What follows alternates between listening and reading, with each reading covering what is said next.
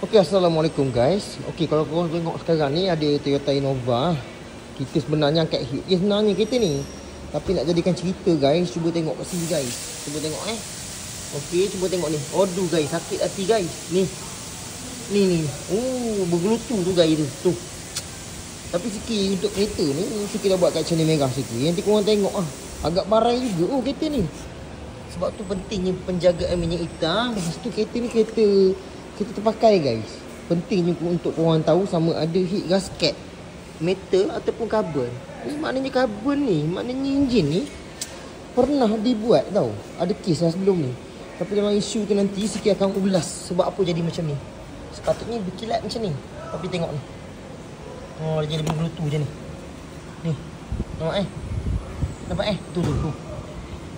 Sepatutnya cantik macam ni. Ni. Nampak ada makan-makan lagi tu kan, nampak? Ni okey sikit ni. Yang ni bekas makan, nampak ni? Tu. Itu lah. Ni. Nampak kan? Nanti sikit cerita untuk piston ring dia ni. Okey? So siapa-siapa yang belum follow boleh follow guys. Itu sahaja guys. Assalamualaikum warahmatullahi wabarakatuh. Guys.